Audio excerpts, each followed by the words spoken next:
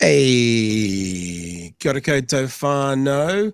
Welcome back to another edition of Big Husky News. Is that what it's called these days? Something like that? Big Husky News. I know there was a lot of reports and a lot of desires for the dog last night. Oh, there we go. We're double dogging it. Double dirty dog, double dare. Double dogs. Little cat. Oh. I thought you told me she didn't like the smell in that room. She always hangs out with the missus. Say the smell. I just said she likes hanging out in the other room or with Claire, but Claire's not here, so I'm the backup human.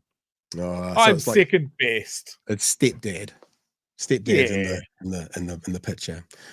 G'day team. Hope you're all doing well. Hopefully you were with us last night and you got the full lowdown on what was going on and what's happening and what's happened last week. And if you haven't and you've been away, had last week off, COVID, still pretty ropey, as you can hear in my voice. And so we are, it's not really, we're not really kind of turning down the show, but some of the other things we do. Like you'll have noticed there was only one clip on Twitter today because I'm still recovering. I don't have it anymore. I tested negative on Monday, but it's a bit of a progression to kick the whole thing out of it. So so we're here tonight. We'll probably be done by 10. See what we do. How many times we said that? I don't think we've ever been done by 10, not once. And yeah, lovely to be back with you. Anything to share, Chewy? Anything you want to mention before I get into the plethora of new people who are patrons and stuff and people who have activity since the week we've been away? No, that is more important than any piffling nonsense that I have. All right. First of all, we'll just say g'day to Susie AS, who changed her membership. Not a new patron, but changed her membership. Went up to I think a super patron from like a coffee grinder, coffee getter. I can't remember the name of our levels right now. My brain's not turned on. And also to there you go, Michael Tilliard, who also moved up in his patron. He changed his levels, and this has all happened in the last 7 days. You'll appreciate I haven't really paid a lot of attention to it last week, so I'm kind of catching up, and I have managed to fix up the outro for this evening. I have to say something though about that, is that I think there probably needs to be a stock take of all the names that are on there, because I think there's probably some names on there that have stopped being paid patrons, which is cool. And so I might try and talk my 18-year-old this weekend into a bit of a stock take of that to make it out perfect. But I've done those changes. And also a big welcome to Pam's 27, Sophie Hayway, Lisa, Hadley Thompson, and Jay McCain. Jay McCain, you've done it again, who have become patrons over the last few days. If you want to be a part of what we do, now we talked last night about what we're going to do, our expansion. You can have a look. I actually wrote about that yesterday afternoon before I talked to you guys about it. What we want to do in the next stages of BHN. Early stuff goes on there. Access is through there. We have meetups. We might not have a meetup this Friday, this Saturday. I might give myself one more weekend, but possibly next Saturday we'll have a meetup. And it's basically a way that you guys can support what we do. We will need to generate some more funds when we expand. And for those of you who weren't here last night, we're looking for probably a couple of people or a team or some people who are interested to come on board and start up a Friday night show. And that therefore means when Pat gets COVID again or whatever happens, or let's say goes on a honeymoon, the whole thing doesn't have to stop and shut down because there's just kind of the two of us doing all this work. So a way that we're actually kind of saying to you guys, we are now aware this is bigger than us. Someone said in the chat last night, talked about the brand. The brand is now a thing now. So it's not just Pat and Chewy, it's actually BHN.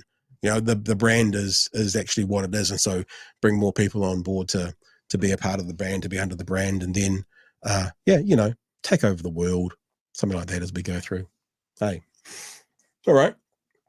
I tell you what, Chewy, we're going to start tonight with a conversation around electricity.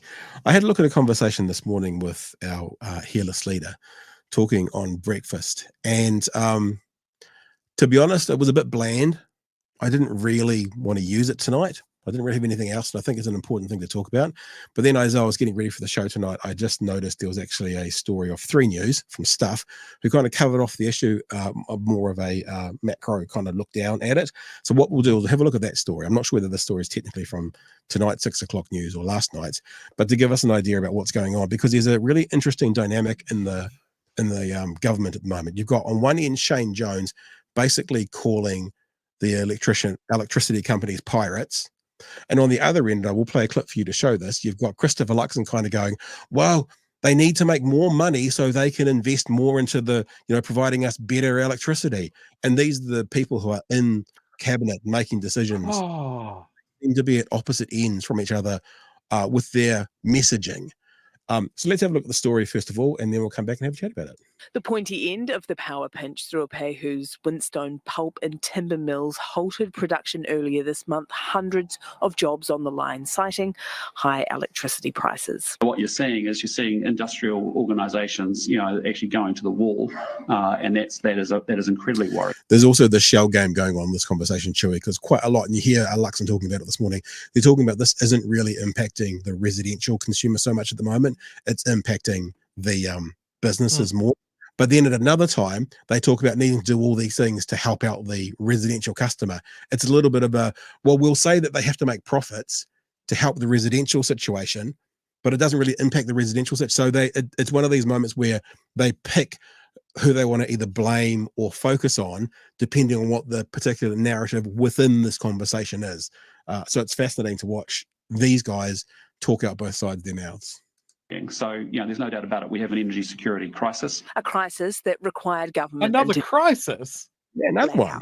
A country like New Zealand, with abundant natural resources, shouldn't be in this position. The immediate levers to pull down the price have pretty much all been pulled. Rationing from major users Methanex and Tiwai Smelter, allowing power companies to draw on contingent water sources. The next steps lie in building a more secure network with imported gas. We need gas. There's no doubt about it. And if we can't find it indigenously, we will import it. To do so, we need new infrastructure, the government paving the way for that to happen by winter 2026. We will remove all regulatory barriers so we can have that in place as quickly as possible. Rambunctious Regional Development Minister Shane Jones has for weeks been firing verbal missiles at the power companies, aka gentailers, which both generate and sell power, for their profits, even saying they were profiteering. We're at a time when New Zealanders and regional New Zealand are being sent to the scrap heap. We've got these corporate grandees celebrating dividends in the parlour and boasting how rich they are. See, he's talking about residential retailers, right? So he's trying to pontificate and big note saying that they're here for the little man, but the government's also telling us it's not really impacting the little man, it's impacting businesses. That's what I'm saying. That's depending on what narrative they want to push out there. They're either saying, retailers, you guys are safe, it's about business, or retailers, we're doing this for you because it's costing so much. It's just such a mixed messaging coming out from this ninth floor of the beehive. Today, a review of those companies announced, though with no detail. That'll come in the next fortnight. We have an energy shortage and we have some of the highest prices in the world. And I think New Zealanders expect the government to make sure that the regulations are keeping pace. Also on the firing line, Labour's oil and gas exploration ban. And as good as it may have sounded on a bumper sticker or to climate activists in Europe, productive. Labour held a Just Transitions conference today, aiming to chart a path away from fossil fuels, and offered an olive leaf to the government on energy. I do think we need more stability when it comes to the debate about energy security. We're particularly interested in working with the current government, if they are willing to work with us, and shared approaches to things like storage and dry year solutions. It came with a but. But we do have some bottom lines. Restarting oil and gas exploration will take us backwards as a country. That's not something that we would agree to. Voting against the repeal of oil and gas exploration would mean voting against hardworking New Zealanders. Voting against hardworking New Zealanders. Those same hardworking New Zealanders who get up and go to work every day just so people can sit around on a benefit. Those same hardworking New Zealanders, There's also a really interesting thing they're doing, Chewy. They're using the term indigenous gas, and it's such a PR spin use of word. Because, indigenous means kind of green, and Indigenous means sort of, we support Indigenous rights, and so I think it's a very purposeful use of the word Indigenous gas sources or Indigenous energy sources. I think it's it's pretty revolting, actually, because it is ultimately them that actually particularly on incomes who bear the brunt of energy insecurity, driving higher electricity prices.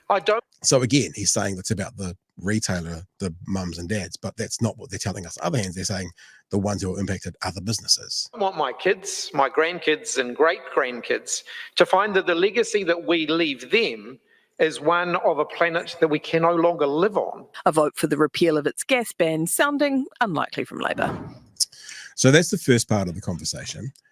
I'll go straight into the second part too, because we want to hear Luxon this morning. I played a game this morning. I thought I might get a little bell, a little ding, ding, ding, ding, ding for us to use here. I haven't done it for tonight because I started watching this morning. And you okay there? Or are you frozen? If you're frozen, that is a spectacular freeze. Can everyone else see that frozen? That is a no, you're frozen on my end. You look adorable and you're frozen. You're like this.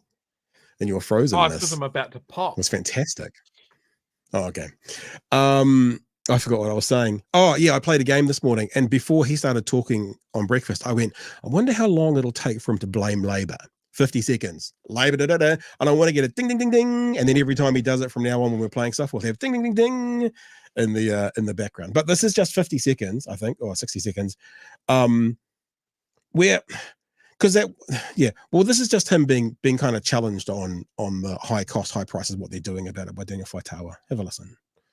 I should bring the picture up as well, shouldn't I? We'll do that. Mercury doubled its profits last week. When are you going to get tough on these big companies? Well, I want to be really clear. The issue here is supply, supply, supply. When you go in the oil and gas ban, as the last government did, you don't have companies exploring for gas here in New Zealand. And in fact, it's gone down from something like 88,000 kilometres down to 6,000 kilometres of exploration. And when you end the oil and gas ban, big companies say, why would I invest in New Zealand? There's 195 other countries. I'll go somewhere else, thank you. So we've got a major problem. If I can just jump in, these companies are making huge profits. They can reduce their prices. Well, so again, I ask you, what will you do to come hard on these big companies? Well, we have... Just for future reference, don't ever say to this Prime Minister how he comes hard. It's just not the appropriate use of language. I don't ever want to hear that again. Have an electricity market review happening, which Simeon Brown is kicking off, and we'll look into that and we'll monitor that. But I just say to you, you also need those companies to be profitable because they have to go make big investments and actually new renewable energy facilities and production facilities in order to be able to make sure that we double the amount of renewables we're going to get in the next few years, as well as we have to work really hard to find a new supply of gas and make sure that... So that's what... No, we don't. So you can hear him saying that they need the profits, they need the profits, they need the profits. Shane Jones is calling them pirates. And in between they're going, it's about the consumer, like the mums and dads, retail. Oh no, it's about business. When it's a problem with the business, it's about the retailers. When they want to sound good, are we doing it for the consumers? It's just such mixed messaging, all wrapped up in a cancellation of a policy that I think most New Zealanders found policy legislation pretty appealing. This is where I swoop in and say, one of the first things that National did was cancel the pumped hydro program that Labor were working on. That would be basically custom made for exactly this fucking situation, to have a massive lake essential battery to tide us over for these sort of events. Shit canned by National. One of the first things that they did. With absolutely nothing else considered. Now we're in an energy crisis, and you have this absolute mishmash of reactions. As you said, Shane Jones wants to return to the bad old days of 1970s state central control of everything. He just wants to swoop in and tell the energy companies to knock it off. And part of me goes, yes. And then I actually listen to him. It's not for the consumer. It is for big business. It is for the pulp and paper mills. It is for the aluminium smelters. It's for all of those big consumers of energy, so their profits can stay fat. That's all that Shane Jones cares about. He doesn't care about you running your heat pump. Yeah. And the only reaction to this crisis is in absolute lockstep, Simeon Brown, Bishop, Luxon, oh, we need to ram through gas exploration. Cool. Cost hundreds and hundreds of millions of dollars to go out there and look for that exploration. The UN has said by the time we find any, we won't be able to use it. Yeah. At no point has this government looked at the 33 unused consents. So these are projects that the gentailers have consents for more renewables, for wind farms. They've had them for years and have done nothing. And this comes back to the core of it, right? These companies have been profitable. They've been able to pay out dividends to their shareholders as they have to, but they have not reinvested any of those profits. They haven't been going, well, we should use these consents and build a fuck off big wind turbine farm because we've got the go ahead to do it. Yep. We've got the resource consent. It's all good to go. We just need to pull finger and do it. No. So that hasn't been brought up at all. Nobody's mentioned it. Chloe Schwarbrick mentioned it. There's another element of this as well, and Free Soul reminds me of this, is the government, and there's lots of people talking about the government selling off, John Key selling off 49% of a bunch of these things, but that means the government still owns 51%. That means this government, when there's record profits for the companies, that means the government is making a shit ton of money off them. And also remember, this government needs to make a shit ton of money for all the promises they've made around tax cuts and landlord reimbursements. So on one hand, it's actually better for this government's coffers, the government being literally the parties and MPs and ministers who made these promises, just those guys and girls. It's better for them the more profit they make because they've got money in the bank to do these things they want to do, whilst also trying to say, yes, we need to get the profits down. We need to help the consumer at the end. And if we do, we won't have as much money for our tax cuts, but we'll do that anyway. So where is their priority going to be? It would be a challenging thing sitting up there going, are we going to turn down this $200 million? And just so, you know, Uncle and Aunt Bob can have an extra, you know, $8 a week off their power. I don't know. Maybe the $200 million would be better for the government for their choice of spend, Chewy. The third option that they've got, which again has not been mentioned, is something that I have mentioned several times, is there is no conversation about microgeneration. There is no looking at Australia, and we always look at Australia to see how we can make our country better. There is no discussion like they've had over there of subsidizing solar panels and battery storage for individual homes. There's an absolute glut of Chinese-made solar panels in the world at the moment. They are going for next to nothing. And that would be a way, again, to make this country more resilient, lower people's power bills, and as they feed back into the grid, make that more resilient as well. This government is incapable of thinking of these things clearly. Yeah. It is just gas. Gas is the solution. Gas is the way out of it. Yeah, we're conscious that there's a climate crisis. Fuck it, though. We know it's there. We're not doing anything about it. 100%. Let's have a look at some of the chats that have been coming in. Like Peter says, partial privatization under Key was always going to lead to outrageous prices. The companies have a duty. Yep, it's actually a pecuniary duty, I think it's called, to all shareholders to. It's not just a duty; it's a legal requirement to maximize profits. That's why we always say you don't run a country like you run a business. He's a good businessman, so they say. But then we don't want to drive maximum profits out of our public services. That's not the same.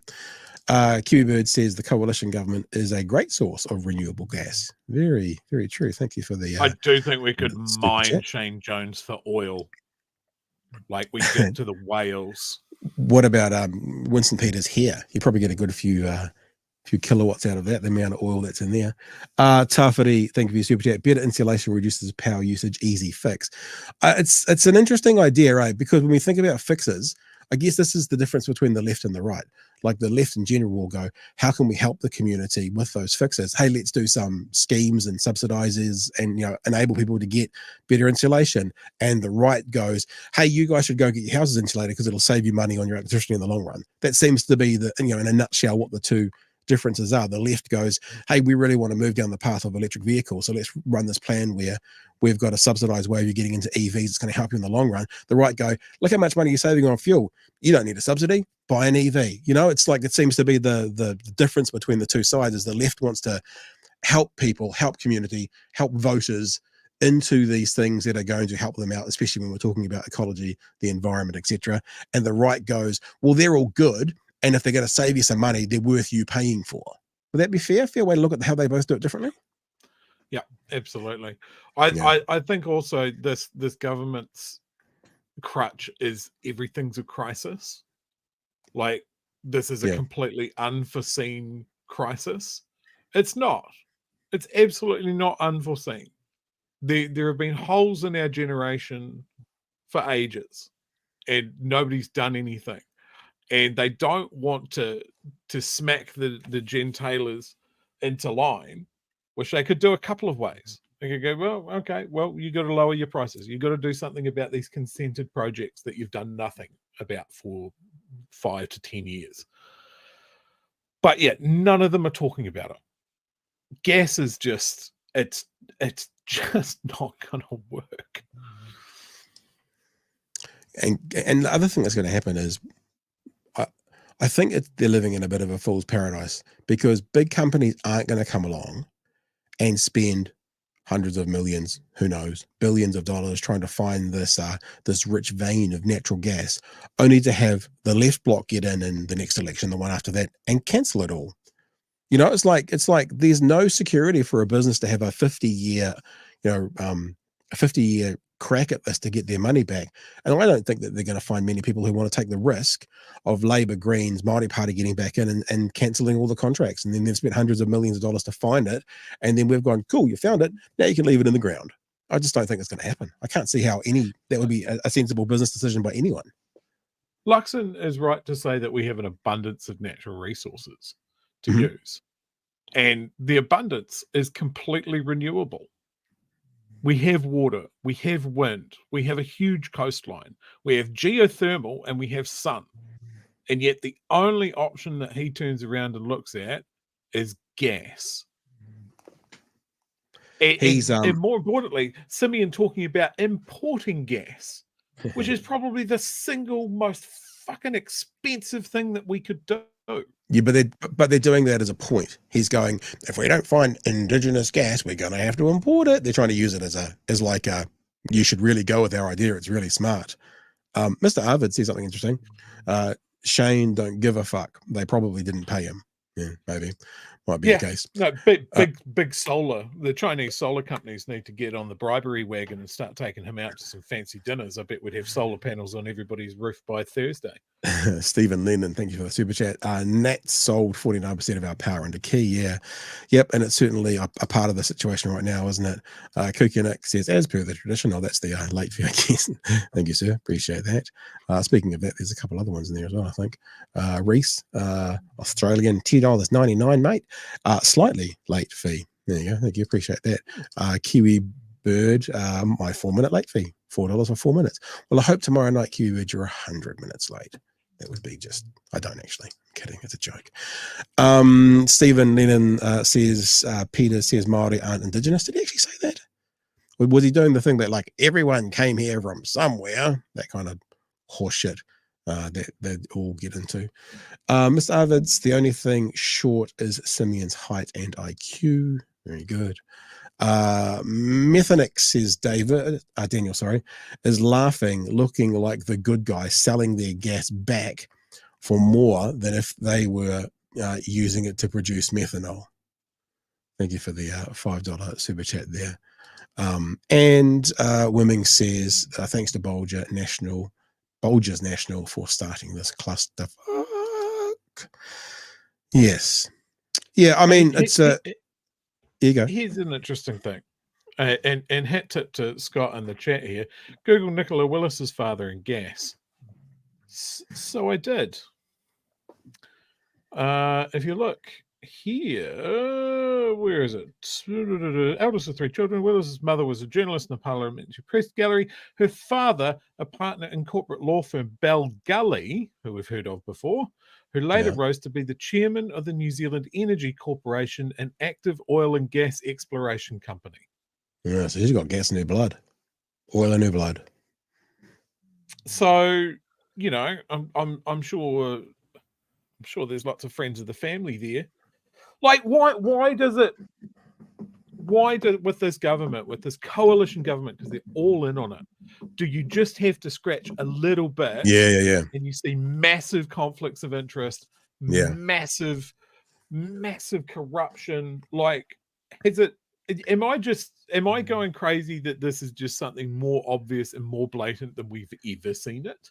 Yeah, it's weird, eh? It's like what they do in the shadows. You think in days gone past, but that's sort of what the right politics around the world is turning into. Do you see Macron in France is refusing to name a left-wing prime minister?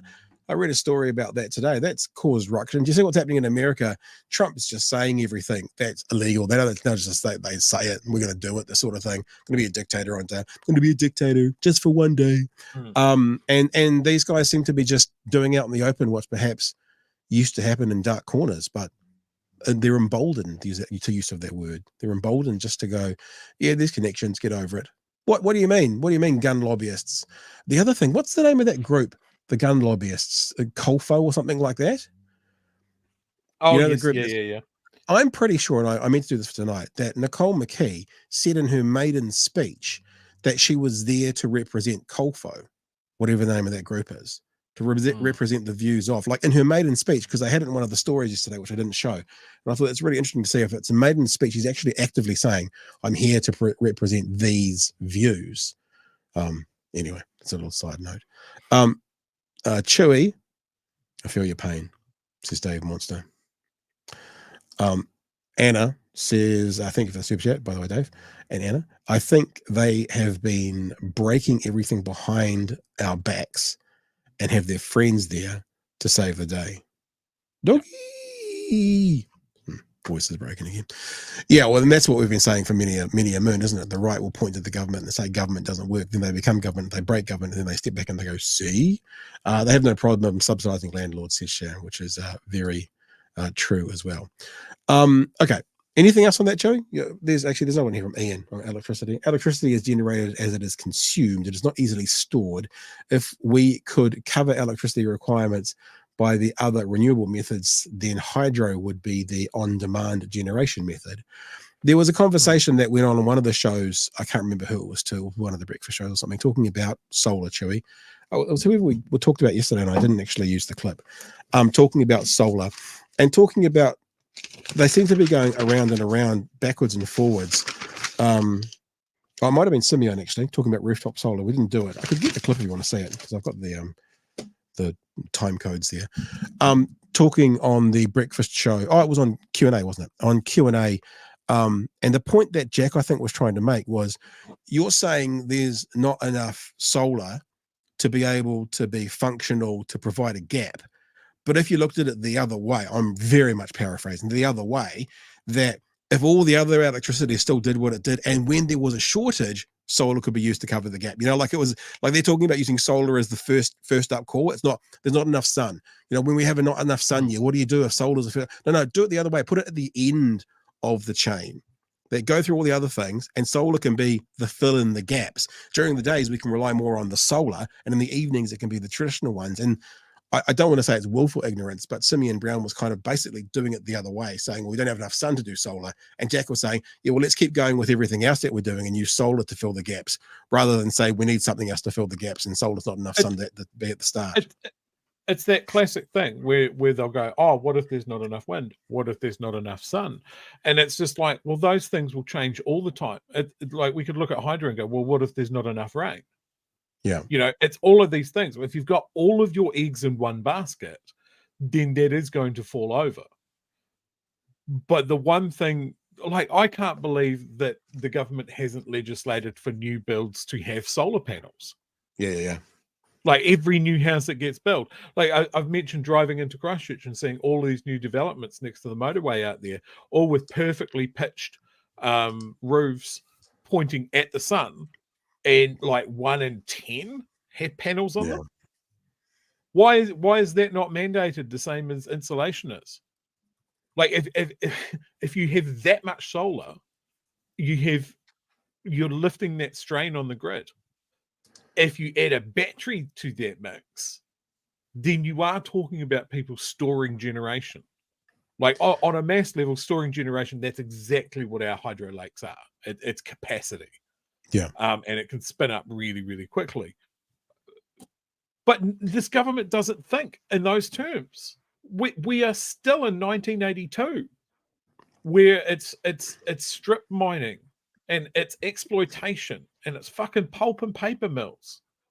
It's just crazy how out of step these people are. How little they give a shit about advances or ways that this country can be more resilient. Yeah. And we know here on this show and in the chat, we know that bad shit is coming. The climate is going to fuck us one way or the other. So we need to get ahead of it. And every year that it goes past and we don't see these changes, like as much as I was a fan of the EV rebate, that money should have been put towards solar panels. Yeah. It absolutely should have been.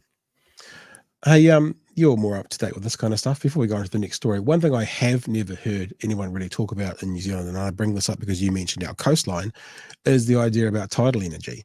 I've seen a couple of little documentaries on this, and for people who don't know, it's, want of a better word, a turbine sunk to the bottom of the ocean, and when the tide goes in, tide goes out, it spins the fans, and we actually get generated from the tides themselves. The water moves in and out past the turbine as tides ebbs and flows. Turbines turn, generate generator module producing electricity. Electricity is returned by underwater cables for use ashore. I've never heard anyone in New Zealand in a level of politics talk about this, but with our coastlines, I mean, that's something that's never I mean, like, okay, so we have a crazy non-windy type year, but the tides are always the tides. Never change. And that's something that you could be relied on. I don't know the scale you'd need or whatever for these, but I never, ever hear this one talked about. Is it just because it's really a low capacity type thing, or is it just that no one's I think having a look at it, the sea is an incredibly unforgiving beast. It's very hard to make something that'll stand up to that, but somehow we don't have problems when we want to build a big oil rig. I think it's something that could be looked at. The more things we look at, the better off we're going to be. And little Simeon, he just doesn't get it. Dave says they rolled back insulation standards, remember? Yep. Jeremy says, I just want to hear Pat say doggy again, because I hit puberty last week. And before we move on, a few people have mentioned this. Frosty says, did yous watch the working group tonight? They talked about energy prices and so, but more importantly, there was a massive verbal scrap between Matthew Hooton and twice convicted fraudster Damien Grant. Looks like you've just got, the first quarter of our show booked in for tomorrow night, maybe, Frosty. Yeah. Thank you for that, and thank you for the super chat. Hey, Pat, just real quickly, and real quick. I know this is tangent. Yeah, man. Speaking of convictions, have you seen a particular conviction in the last couple of days? Are we going to talk about yours? No. Are you talking about a former? Mine are long in the past. Okay, yeah, statute of limitations up. Are we going to talk about a former political figure? That one? No. Okay. Yes. I have to be honest. You know what it was like last week? I didn't pay much attention to anything. I did see the headline scroll past though. Don't know too much more about it. So he's been found. And hang on. One thing I do know though is I'm pretty sure that name suppression is still in effect, isn't it? Yes. So look, with the name suppression is still in effect. Yep, 100%. This is kind of why we avoid this topic, because you guys will fucking drag us down, and I'm being very careful of my words, and you know that doesn't happen very often. When that name suppression comes off, I believe me, I will let you all know. So this former prominent political person who is not a sitting MP has been found guilty of abusing underage boys. That was suppressed and delayed because it was thought that it would have an effect on the election, which it absolutely would have. You think so? That person, oh, absolutely. Okay. There was a story on RNZ today about how the party that he is part of was told 6 months beforehand about what he'd been up to. And didn't he get outed or something because there was a photo of him wearing a particularly recognizable, was that right? Recognizable jacket. Yep. And then there was a photo of the same jacket, but it had his face blurred out. And everyone this knew is why who it was. so many people even know though his name's written. Who he is, and we can't say it, and we can't say what party he's part of, and all of that sort of stuff. But yeah, the picture on the website had him wearing the same shirt that the story talking about the court case had, but obviously with his face blurred. He has now applied for permanent name suppression. Right. So that argument that it could have prejudiced the election, that is well gone. But now he wants permanent name suppression. This is something I'll keep my eye on. Okay, well done. And we'll move on for that before you get a lawsuit sent before us. Yep. Chat, don't mention. I'm deleting comments now. Don't. Oh, really? No, don't bring it up to me. If you know, great. Do not mention it in the chat. No. Okay. Absolutely not. They'll be deleted. If I see it again, I will shut the chat down. Yeah. All right, guys. Or the person doing it. I'm not watching the chat. We'll get a kicking, literal, like not literal, but literal, figurative, literal, like out of the room. Okay, I want to talk about this because this is something that seems to be, I don't know, the story about Better Wellington, who these dudes and dudettes are, and what's going on in Wellington at the moment with this circular that's going around. The story is only 2 minutes, but there's a bunch of stuff to talk about afterwards and a bunch of other information I want to throw at you. So let's have a look at the story first of all. Wellington Posties are defying NZ Post bosses by refusing to deliver a flyer claiming it contains misinformation. It's the work of a campaign group who say they're only highlighting wasteful spending by the City Council. Kate Nicol-Williams has more. A flyer that was meant to end up in letterboxes around the capital that Posties won't deliver. Where there is Islamophobia, there can be some pretty irrational behaviour, and we're really concerned about that. Do we want to just give them a little golf clap? I mean, that's pretty cool. Up the union. Yeah, like that's pretty cool. This is a big thing, and I'll cover what David Seymour thinks about this after the clip. Yeah, all right. The flyer from campaign group Better Wellington attacks what it calls wasteful spending. Among the claims, that council wants mosques to broadcast the Islamic call to prayer. And the reason it's obvious that this is some kind of xenophobic statement is that it's got nothing to do with wasteful spending. It's not going to cost anybody the opportunity for this to happen on a particular day for a particular reason that I all think we remember quite vividly in March. So this has been couched as we want them to not spend too much money. By the way, can we shut those Muslims up? That's not okay. That's got nothing to do with saving money. Sorry, Trevor, you're going to say something? Yeah, just absolutely taking it on and removing it from all context. Yeah. Wants to send 6 mosques to broadcast the Islamic call to prayer across the city. What? 3 times a day? Like they do over there in the stands? That's what they want people to react to. Yeah. And that's basically what the union says right here. Across the city. No context. Is this every day? Is it 6 times a day? The council says staff were asked to clarify noise rules for calls to prayer on the anniversary of the March 15th terror attack. To use us as a political football to get a message across, that's shameful. And they should really look at themselves. He says the Kilburnie Mosque wanted to check with council they could have their call to prayer outside as part of commemorations. This is a classic case where people are deliberately inciting hate against a vulnerable community. And we have no legislative, no scaffolding to support us. But the campaign group says the council has lost focus and shouldn't be involved in religious activities. It's emblematic of the fact they're thinking about social justice rather than getting the rates down and fiscal responsibility. He disagrees the content expresses hostility toward the Islamic community. We've put it there to highlight the issues at Wellington City Council. We have no position on religion and we don't want Wellington City Council to either. Why are they meddling in this?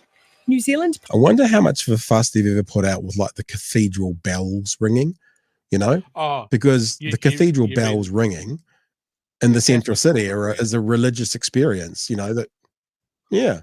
I wonder how often they've done, spent probably tens of dollars. Yeah. I wonder how often they've complained about that. Post declined an interview, but says it's not appropriate to censor what it will and won't deliver. The State-Owned Enterprises Act is very clear that New Zealand Post is to be an organisation that exhibits a sense of social responsibility. The union's calling for the Human Rights Commission to intervene as the Posties protest continues. Kate Nicol-Williams, One News. So let's have a first crack at that, but there is a lot more to go on this actually. It's actually quite a full topic to talk about, including who the heck are these dudes and dudettes. But here's the actual flyer to start with, right? Now, Chewy, do you notice anything in the wording? Have we heard this before? Wellington, take back your city. Make Wellington great again. From the unknown Getting enemy. back on track. Yeah, take back from war? who? Is there any mention is the of obvious war question. yet? And here is the line in particular. Wants the city's 6 mosques to broadcast the Islamic prayer to call to prayer, across the city. Yeah, in commemoration of 51 New Zealanders being killed at gunpoint in our worst terrorist act New Zealand has ever seen, and is still in some part broken in half because of. Here's the question, right, Chewy? Here's the question. Do you think that these people would have a problem on Anzac Day with, say, a 21 gun salute? Do you think these people would have a problem on Christmas Day with the cathedral bells ringing out? If the answer to those two questions is probably not, then what the fuck is this about? Anything other than Islamophobia? Chewy. There's absolutely no, like it stands out like dog's balls compared to the other things that they're complaining about. Yeah. This is just exactly what we're talking about. It's Better Wellington is just another ratepayers group that's like, we don't like money being spent on things that we don't like, and also let's chuck in a good dose of racism wherever we can. Is that what they're about? So there was a press release done to Scoop today. Scoop did a story on this, and I think they got some of both of the perspectives on there. And I want to read from you the response from ratepayers, the ratepayers people. What are they called? Better Wellington. Just all I want you to do is listen to the phrasing and see if this kind of wording is reminiscent of any aspect of the political world that is becoming uglier and uglier at the moment.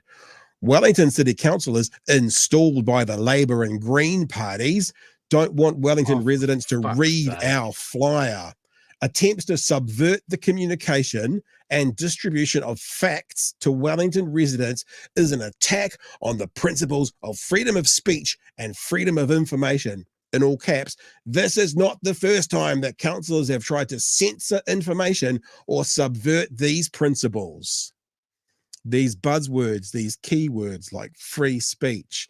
I'm just so surprised woke's not in there somewhere. And this leads back to this idea of, no, I'm not saying that this is an Atlas Network, poster child, but it's that world that uses these things as coded language. Yeah, there you go.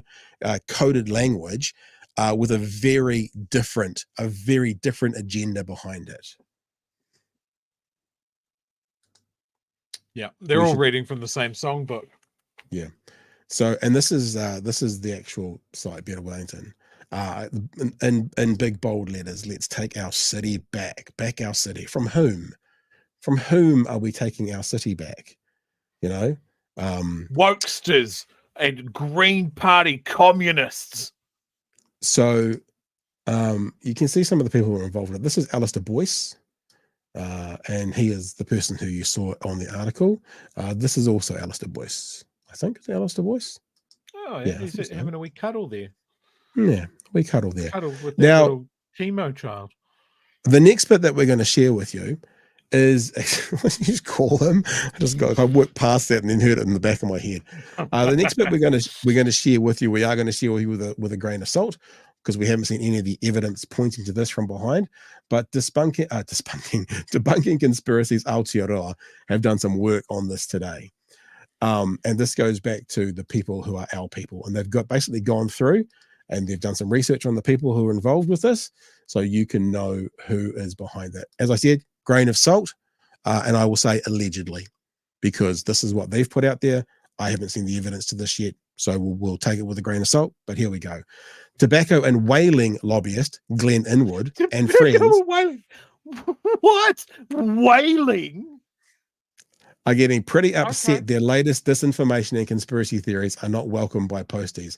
After the division and hate they've caused to help their friends like Shane Jones into power using the freedom movement, they're not giving up campaigns to keep manipulating the citizens of Aotearoa into supporting the foreign corporations they help to exploit our country. Here's a reminder of who Better Wellington is.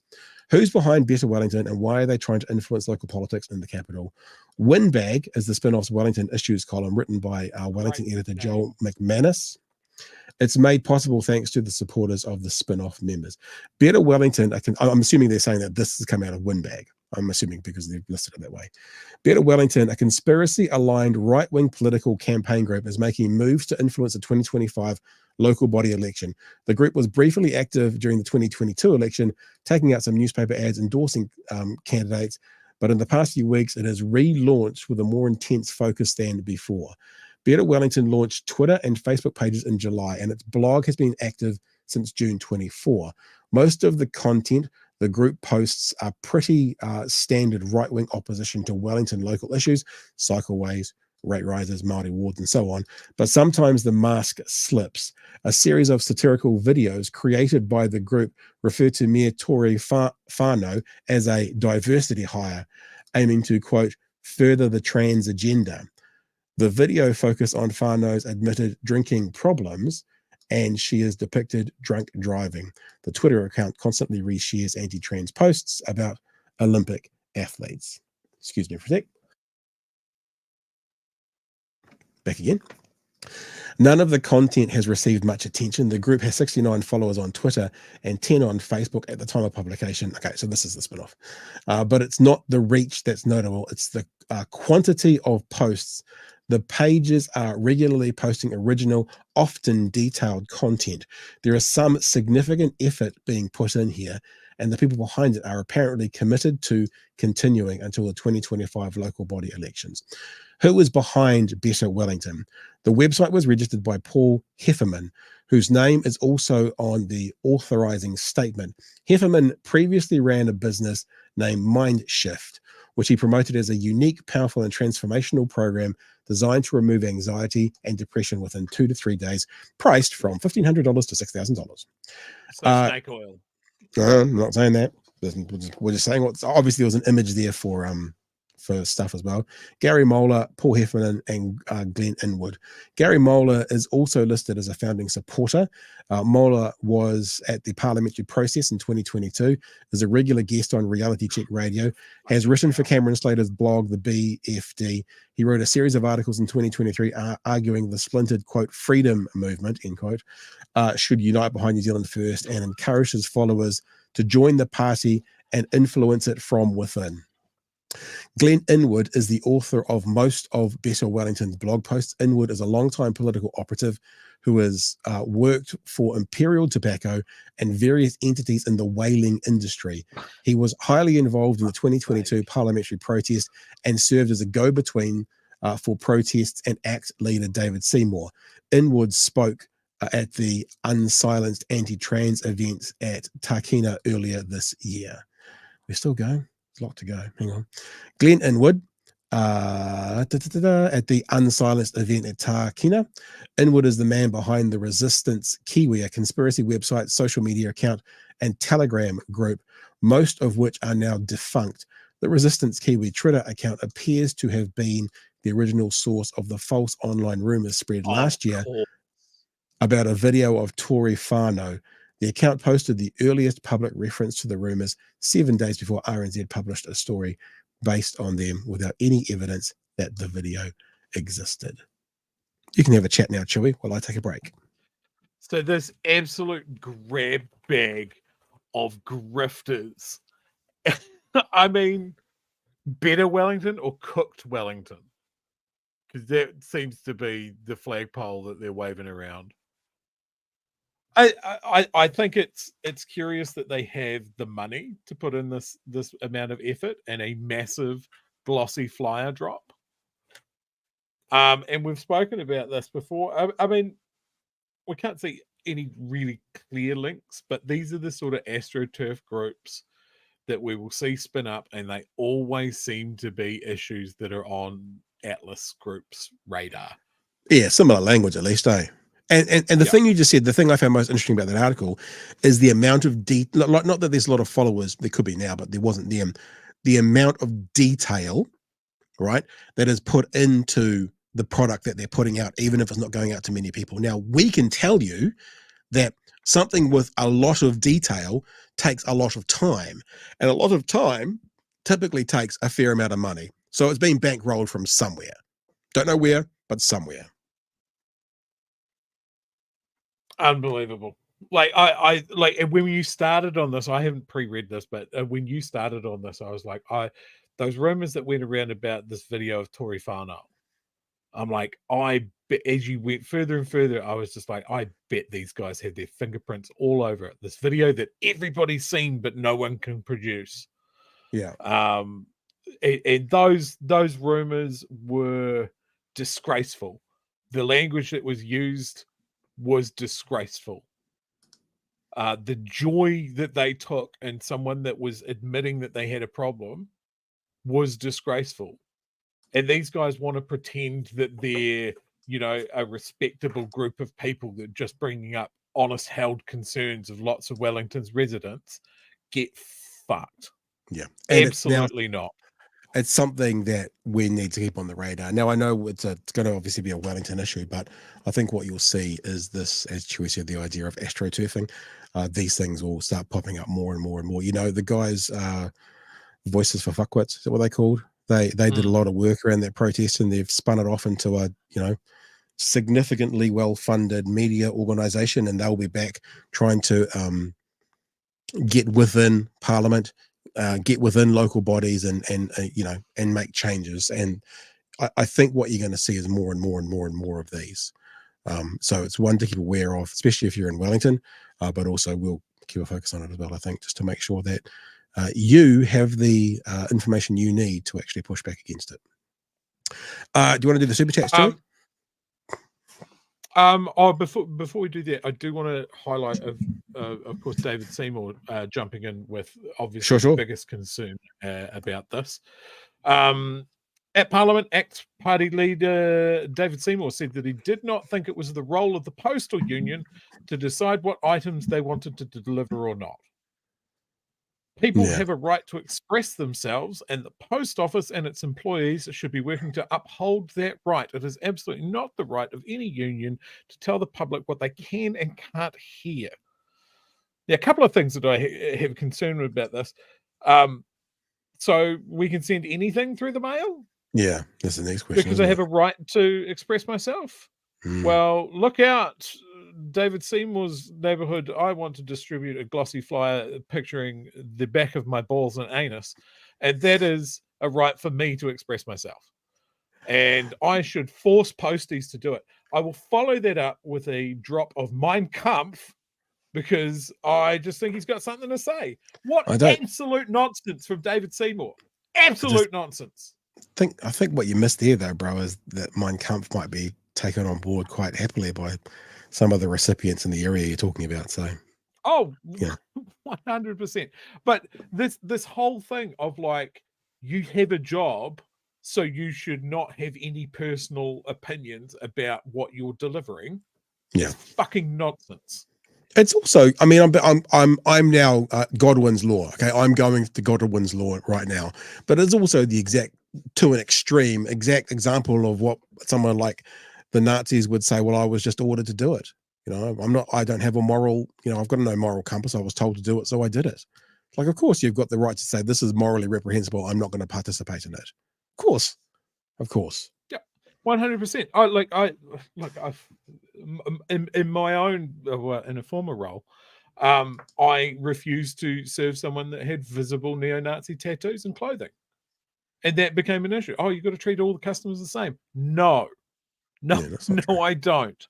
I refuse to do this. This is my line in the sand. David Seymour thinks that everybody should just, you're being paid by someone, so you've got to do it. You're not allowed to have any personal opinions. That is bullshit, David. I would like to see you come on and justify that to me. Instead, you've seen an opportunity to punch down on a union and stick up for a group pushing the same reprehensible beliefs that a lot of your supporters and your Atlas Group pals want pushed.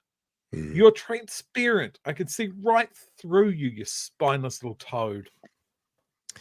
I think what we need to get out of you, Chewy, is a little bit more honesty with what you believe, because sometimes when you're talking, we don't quite get the real message as to what you're trying to share. So I speak maybe in you metaphor.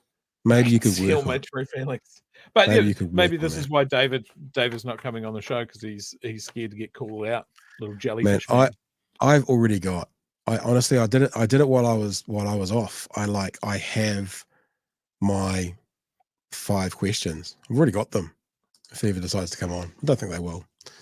Anyway, there's a few chats and super chats and stuff in there. David, come on the show, mate. I'll wear a gimp mask and not say anything. I'll just sit in the corner and just do this. And I'll let Pat do all the talking. I won't be mean to you because I'll have a ball gag in my mouth. Oh, God. Come on, David. Like, if he's scared of being called a jellyfish man and a white supremacist, I'll wear a ball gag. Thank you for the super chats, team. Kiwi Skirt. Apparently, Rajan did a super chat way back at the beginning. I did actually see that, but it didn't come up in our system because it was before the live show started. So we just acknowledge Rajan for that now, who also was talking about the working group and the scrap that went on there. So acknowledged there. Mr. Arvids says Islam joining Māori, the disabled and beneficiaries, and knowing what it's like to be a political football. The revolution is among us. We must unite. Wooming again, this says sounds like a taxpayer union. AstroTurf Group, thank you for the super chat, appreciate that. Carol says darn late fee. Kia ora whānau. Something about the Wellington mayor. I mean, isn't that the best name in the world, Tory whānau? I mean, to be called whānau, it's like, what a fantastic thing. And something that I'm sure we've all missed for the last kind of 10 days since we took a week off is just confirmation that David Seymour is just the worst person. And Peter would like to mention that just in case anyone wants to know. Thank you for your super chat. Any opportunity to prove it, he takes. Now, we've got another story to do. We are not giving this the time tonight that it deserves. It's actually a massive story. It's one of those stories, though, that we are not the experts, and we need people here to talk to us about this. So just putting that out there from the start, we're not going to give it enough time. We need to give it more time, which we will, because obviously this is ongoing. But I guess just long story short, it looks like we could be looking at Foreshore and Seabed 2.0, only worse. Let's have a look at the story from One News tonight. The government ignored official advice and was... Sorry to pause straight away there, but I heard that and I just thought that's their tagline now. The government ignored official advice. I don't know how you do it, like National, we ignore official advice 2026. I'm going to get that bumper sticker, mate. Official advice and was warned its relationship with Māori would likely be damaged while pursuing a law change over the Foreshore and Seabed. That's what the Waitangi Tribunal has heard on day 2 of its urgent hearing into plans to amend the Marine and Coastal Area Act. Māori Affairs correspondent Tiana Hurihanganui reports. Plans to toughen up the test for customary marine title have today been likened to a wave crashing down on Māori rights. And you're paddling through it, you're physically fatigued, you're holding your breath a lot. Just when you think you're at the back, another big set comes through. The government believes the courts have interpreted the law in a way that means it's too easy to be granted custom. Can I ask this question as well? The government is telling the courts they've got it wrong. I know we say this a lot. Pardon me. I know we say this a lot. But could you imagine if Labour 18 months ago had started to say the courts have got this wrong and we're going to change it because the courts have got it wrong? I thought in a democracy, in a first world system, the courts were supposed to be independent of interpretation, independent of, meddling from a government, from an MP, from a prime minister. To have a government say, courts, you're not ruling the correct way, for me, seems terrifying, Chewy. Yeah. And that's because it is. And it's being glossed over. Any thoughts? It's crazy. It is crazy, and it just seems to be becoming more and more commonplace. You're breaking up a little bit there, Chewy. You might have to take a pause for a sec. We'll play some more and see if we can get you back because you're breaking up a little bit. We'll keep going. Marine title, a right that allows Māori to veto a resource consent. It had quite a high threshold and quite a high test that was lowered through the Court of Appeal decision, and all we're doing is returning it back to the state that it was in 2011. But advice. Who was the Prime Minister in 2011? I believe it was John Key, National Government. So going back, we're taking our country back. We're making Aotearoa great again. Back, it's all the back stuff. Received from officials gave a different view. The body of evidence from the parliamentary record, public statements from legislators at the time indicated that Parliament had a less restrictive intent. Concerned too much coastline would be affected, the treaty negotiations minister continued pursuing the changes anyway. Meeting with seafood industry reps in May, he said they should reduce the amount of coastline for... Get that? Meeting with seafood industry. So he's gone to a commercial entity. He's met with them first. And if you haven't seen this yet, Chewy, you see what they reduce the available amount of land that Māori will be able to claim rights on. You have a look what it goes down to. I won't spoil it. It's a fantastic little treat for you, Chewy. Have a listen. The amount of coastline for which Māori are awarded customary marine titles to just 5%. What the fuck? Reduce the 100% of coastline subject to CMT to 5%. So with a wave of the magic wand, they're just going to cut out 95% of the coastline not being eligible for customary rights for Māori. 95%. And Chewy, you might think something, right? You might think, well, that's an interesting number. I wonder where they came up with it. I know you want to jump in. This has got 30 seconds because this is a really important part. No, I do want to know. Yeah, so Paul Goldsmith gets asked where the 5% comes from. Have a listen. 5%. Had that 5% threshold been discussed with Cabinet before you brought it up in that meeting? No. Did you just make it up? I didn't just make it up. It was just it was an indication of just outlining that our goal was to restore a high threshold, and so that was by way of an example. He was also... So I just pulled it out my ass, probably in consultation with the fishing industries. We'll get to the end of the story too, and then I'll let you explode. Advised against making the changes retrospective, which will likely force some iwi back to court. The Minister did not accept that recommendation. I believe it is clear from the consistent advice from officials to the Minister that any changes to Section 58 would be likely to damage the Māori Crown relationship. A relationship still under strain and under the microscope, with the hearing wrapping up tomorrow. Te Aniwa Hurihanga Nui, One News. Chewy, yours, sir. I want to know who these fishing industry people that he spoke to are. One of the biggest fishing industry partners in the country is the Ngāi Tahu-owned Sea Lord. I can't imagine that they would have agreed to 5%, considering Ngāi Tahu covers fully half the country. I suspect you're right. That's jaw-dropping. Yeah. Like I think of all the things that are coming out about our coastal fisheries, especially, is how overfished they are. Down here in Otago, we hear that yellow-eyed penguins don't have enough to eat. That our coastal fisheries are being plundered. Again, dealing with the issues of climate change and fishing stocks changing. And once again, I come back to environmental issues and these issues of conservation, like literal conservation. We want to conserve the natural resources that we have in our coastal areas, to our rivers, to our forests, to our conservation areas. Our one big hope here is Māori dicking their necks out again and again and again, and going back to court again and again to fight for what is theirs for the benefit of all of us. Yeah.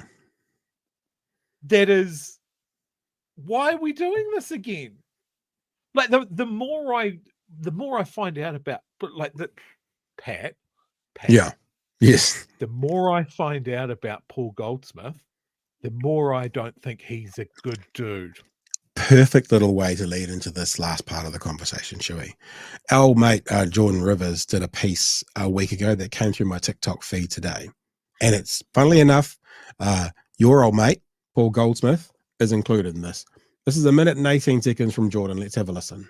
Hey, how's it going? This guy here is called Stephen Rainbow. Don't be fooled by the name, though. He's anything but an ally. Having taken to social media several times to talk about what he calls the trans agenda and expose himself as a transphobic person. But beyond that, during the current situation in Gaza, he's also taken to social media to tell people to back Israel. Regardless of all of this, this current coalition government has decided to put him in place as our chief human rights commissioner. Just going to let you think about that one for a bit. You did hear me correctly, though, just in case you were questioning that, because it sounds ridiculous. The New Zealand government has indeed chosen a man that doesn't seem to believe that human rights should be afforded to every human to be the chief human rights commissioner. He was officially appointed by this man, Paul Goldsmith, who is the Minister for Culture, but is also a man who decided that a cultural invitation to a Māori cultural event had too much culture in it. So he had all cultural words removed, but he's the Minister for Culture. In Stephen's own defense, he said that his personal views on those issues shouldn't matter and that there is no one right thing to believe when it comes to human rights. Although, respectfully, Stephen, I would disagree. I think the one view that you should have as a human rights commissioner is that humans have rights. It is in the fucking name.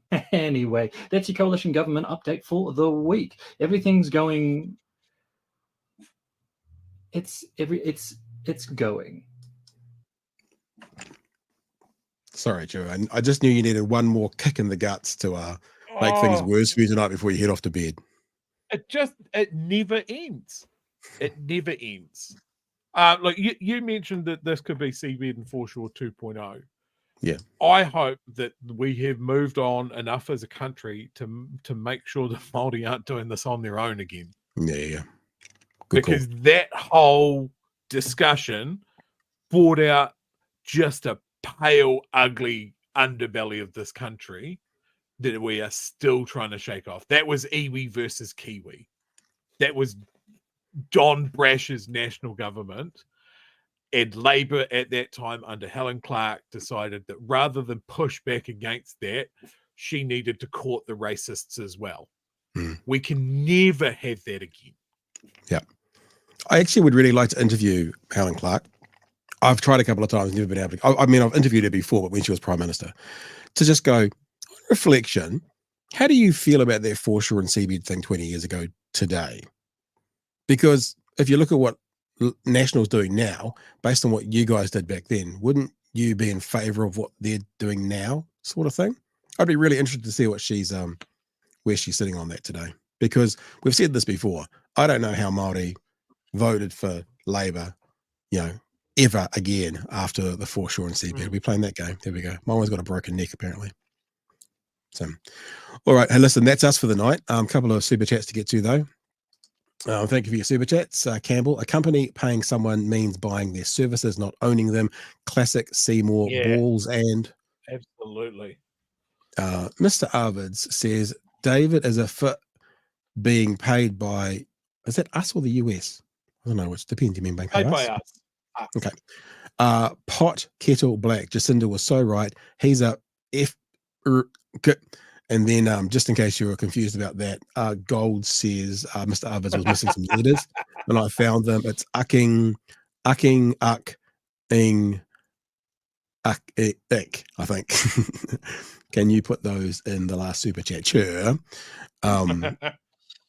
Oh, Campbell again. All right, Campbell again. Look, that's what everyone's being polite and da-da-da. If this isn't proof of a racist government, then racism doesn't exist. So many words I want to say. And of course, Jordan Rivers for a Friday night show. Yeah, I don't think that will happen. But we've talked before about what one of the things we should be doing and actively do is putting together, like-minded people to be in touch with one another. I mean, you guys see people in the chat all the time who are also doing that, whether it's Paul, the other one. I actually noticed, I'm scrolling back through, that I think the guys from there's a great little network. We use their thing tonight. There they are in the chat. Jordan Rivers is fantastic. Yep. Debunking Conspiracies. Yep. Aotearoa Liberation League, Paul the other one, Spiderhoof, Jordan Rivers. These are all people we're all pulling in the same direction. Yeah, and there's lots to come. All right, team. That's us for tonight. Thank you for being with us. I've just got to the end of my my grumpy throat. Nala. Sit up. Not dead. Dog's not dead. Proof of life. You can stay there. You're all right. Proof of life. Just wanted to, because the way you were lying, Nala, made you look like you had suffered some kind of stroke. So we just wanted to get you to move around a little bit more. All right. There was a question of who's this? This is Ilva. Ilva. She is a Swedish herding dog, and she has small legs and kind of looks like a corgi crossed with a wolf. And loves the snow. Exact opposite of Pat's dog, which is made of legs and rubber. Yeah. And sprints and sprints and sprints and sprints and sprints and sprints and sprints. All right, guys. Thank you for that. Good show tonight. Actually, really enjoyed that. Pardon me. I've reached the end of my throat ability tonight. So we are going to head off. Like that. No, not like that. Don't use that again. It's right back in the deepest part of my throat, the deep throat part, the back there, back in the deepest part of my. Yeah, we're picking up what you're putting down, Pat. Oh, we're picking it up. Don't like it, but we're picking it up. Okay. We'll catch you tomorrow night. And look, I haven't seen the working group, but I'll definitely have a squiz at it. And I'm sure, Damien Grant is just the gift that keeps on giving.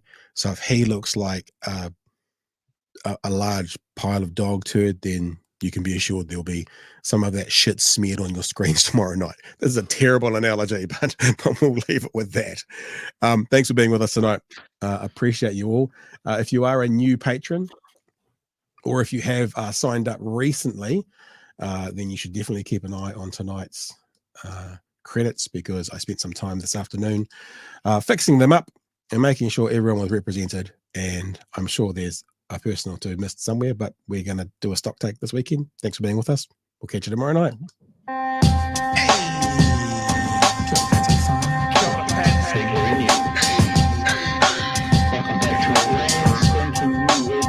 Help us settle a debate, whether it be thoughtful or funny, even if we're all creatures of hate. It's a fine line that we're walking together. For better, push aside the temptation to berate. Let's take a note of the corners we stand in. As many points answers the hairs on my chinny chin chin. When the news that we're watching is hairy, knowing all the things that we need to be wary of. Like the rich have the hand out for rewards, while the many have to work out what they can't afford. And the rest of us ain't paying attention, or maybe have questions we're too worried to mention. Other media is still dwelling on trivial facts, vetting peas from the rice and the mice from the rats, and picking and choosing a war path to run, linking ourselves with the hill to die on. It's gotta come down to a welcoming vibe, with an A and a self and a higher mind. All have a lean either this way or that, and will be analyzed by both Chewie and Pat. With the evil in the world trying to mess with your head, and you're sitting on the couch, you're thinking chivalry's dead. Each night, 2 nights, they're gonna sing you to bed. It's big hairy news.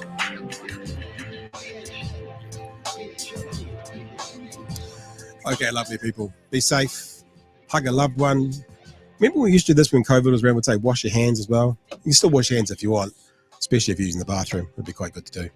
But other than that, we'll catch you tomorrow night from 9 o'clock for another edition of Big Hairy News. Chewie. Cheers, fam. Kia ora whanau. See you next time. Hooroo.